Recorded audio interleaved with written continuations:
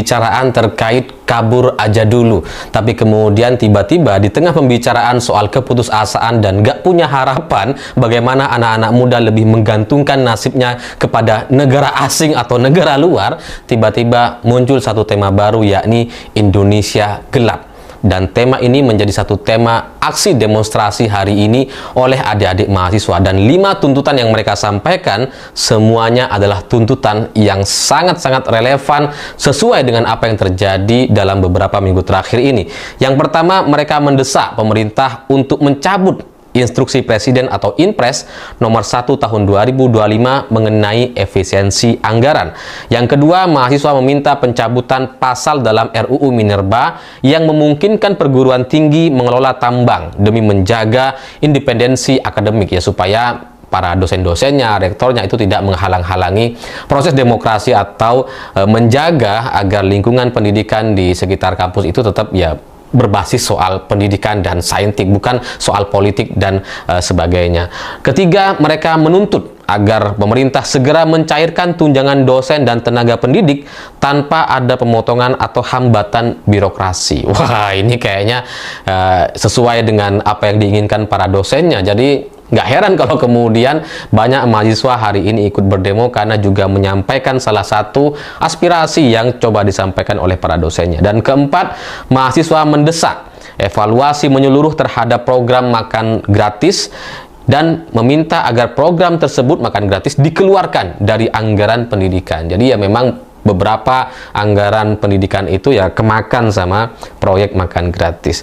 Lalu kelima, mereka meminta pemerintah untuk menghentikan pembuatan kebijakan publik yang tidak didukung oleh riset ilmiah dan tidak berorientasi pada kesejahteraan masyarakat. Dan semua ini itu mungkin gara-gara soal kasus gas LPG yang karena ada aturan bahwa warung atau pedagang eceran sudah tidak boleh lagi dagang gas LPG, itu kemudian mengakibatkan banyak sekali orang yang antri sampai ada yang meninggal dunia, sakit, dan harganya ternyata justru malah melambung tinggi. Semua tuntutan yang disampaikan oleh demonstran hari ini bagi saya sangat relevan karena memang pemerintah terbukti nggak melakukan riset. Mereka asal-asalan aja lah, pokoknya bikin aturable gitu ya.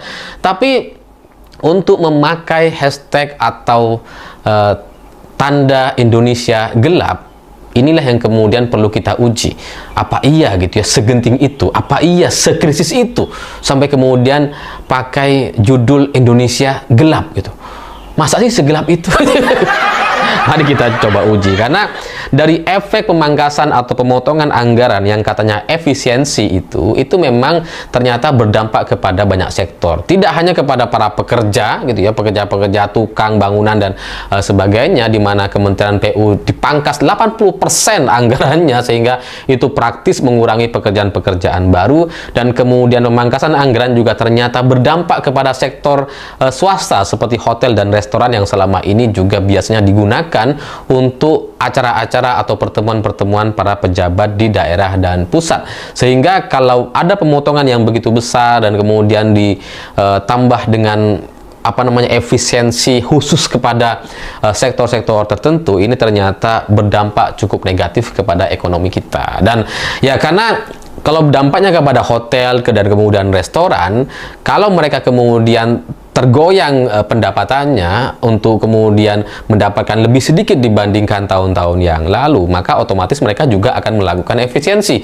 Jadi pemerintah melakukan efisiensi, hotel terdampak, hotel juga melakukan efisiensi, dan salah satu caranya adalah PHK, itu PHK massal, dan kerugian yang ditaksir oleh pihak komunitas atau pengusaha perhotelan itu bisa mencapai lebih dari 20 triliun, dan itu juga dampaknya akan kepada masyarakat-masyarakat yang selama ini bekerja di sektor perhotelan. Nah, apakah kemudian dengan pemangkasan anggaran atau efisiensi itu bisa menambal dari sektor lain? Misalkan oke lah, misalkan hotel itu jadi minus, pendapatannya tidak sebesar tahun lalu, tapi ketika ini anggarannya diefisiensi, dipotong dan dialokasikan untuk hal lain, apakah itu juga akan membantu ekonomi masyarakat atau ekonomi nasional kita dengan adanya program makan siang gratis? Kalau dari tanda-tandanya, dari apa yang sudah diselenggarakan sejak bulan Januari lalu sampai hari ini setelah sebulan, saya melihat nggak ada tanda-tanda itu gitu. Jadi program makan siang gratis itu sebenarnya hanya dikuasai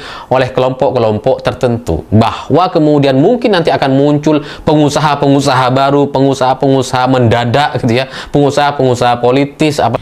Halo teman-teman, kembali lagi bersama saya di channel ini, Salam NKRI Harga Mati.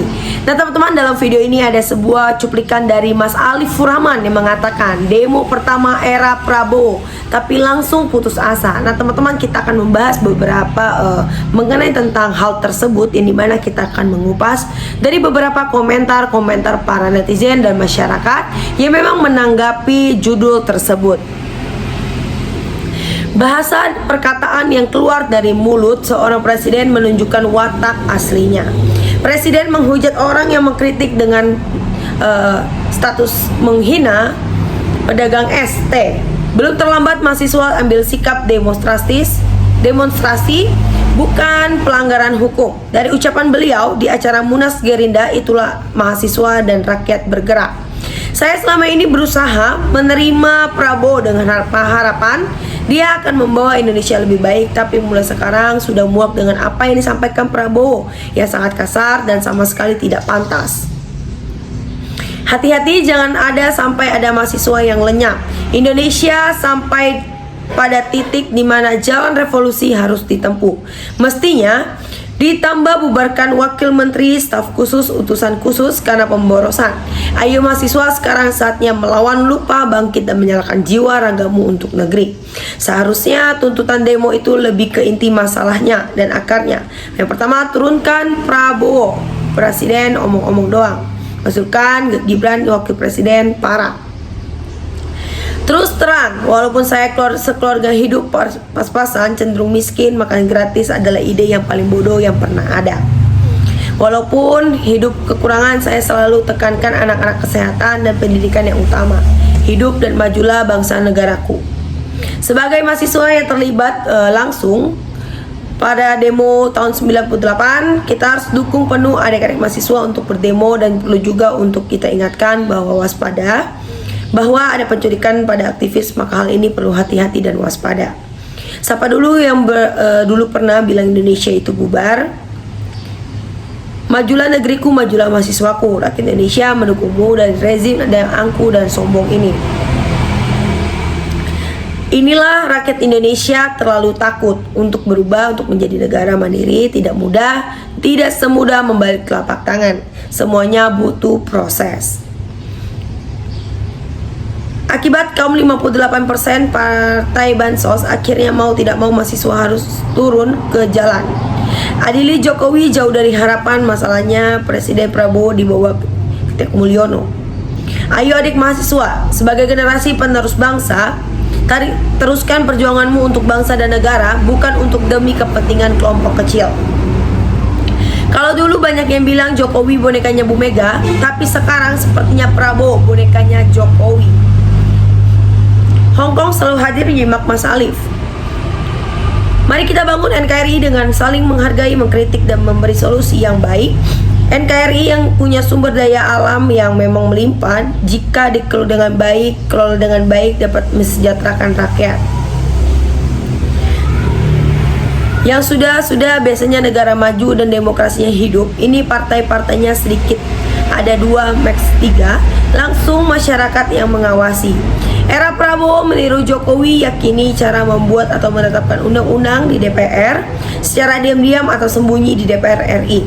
Kalau menurut saya memang Indonesia sudah gelap parameter yang memang menguji akan hal tersebut. 98 akan terulang lagi, bahkan lebih sadis, karena yang berkuasa saat ini adalah yang menculik aktivis mahasiswa saat itu.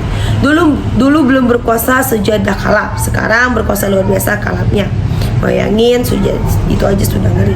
Nah teman-teman, sahabat-sahabat dari Bongkar TV, silakan berikan tanggapan teman-teman dalam kolom komentar ini, sehingga kita dapat bertukar pikiran antara satu dengan yang lain dalam kolom komentar ini. Terima kasih teman-teman, Bongkar TV melaporkan.